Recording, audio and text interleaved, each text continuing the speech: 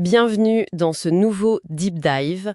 Aujourd'hui, on plonge dans une analyse assez dérangeante d'un roman de science-fiction de 1871, The Coming Race. Oui, et ce qui est intéressant, c'est que notre source, c'est pas le livre lui-même.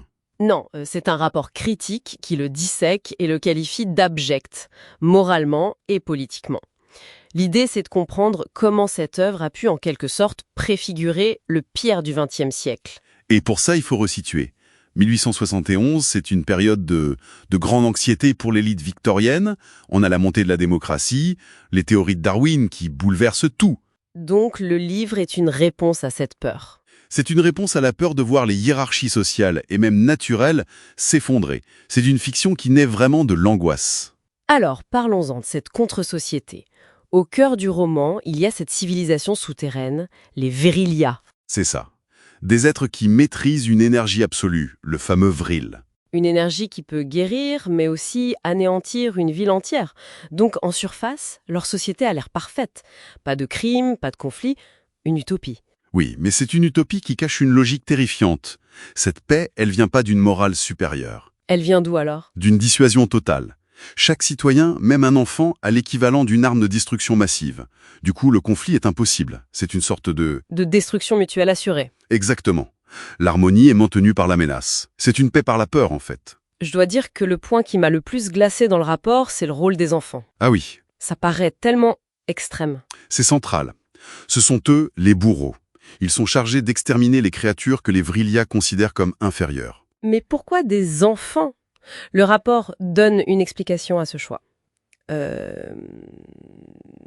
Monstrueux. Mais la logique est glaçante. Les enfants sont choisis pour leur manque de compassion. Ça en fait des agents de mort plus cliniques, plus efficaces. Plus efficace? Oui. Le livre décrit une scène où un jeune, Tae, pulvérise un monstre avec plaisir, juste comme un service public. Pour eux, l'empathie est une faiblesse. L'éducation vise à l'éradiquer. L'innocence qui devient un outil d'extermination. C'est... C'est le cœur de l'abjection, selon le rapport. Et ces êtres parfaits, quel regard ils portent sur nous, les humains de la surface? Un mépris total.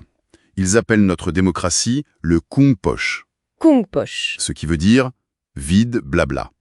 Pour eux, c'est un système chaotique qui mène forcément au kleknas, la pourriture universelle par la lutte. Vide, blabla. La critique est d'une violence. On sent bien le dédain de l'aristocrate, là. Tout à fait. Et si on regarde l'ensemble, le livre nous présente un faux choix. Soit l'ordre absolu d'une autocratie qui se dit bienveillante, Soit le chaos de la liberté humaine. voilà. C'est une justification de la tyrannie à peine masquée. L'individu n'est plus rien, juste un élément biologique au service de la pureté de la race. Et le problème, c'est que ces idées ne sont pas restées dans le livre. Leur rapport insiste beaucoup sur son héritage toxique. Oui, la récupération a été spectaculaire.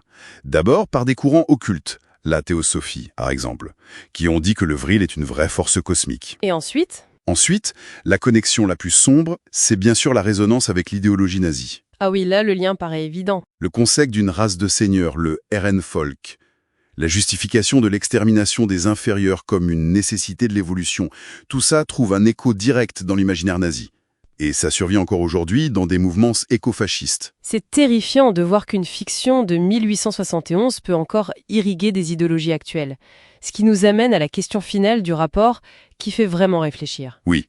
Le rapport conclut que le danger ultime du livre, ce n'est même pas sa violence, c'est sa séduction. Sa séduction. Il nous invite à admirer une logique d'extermination en la présentant comme belle, propre, nécessaire.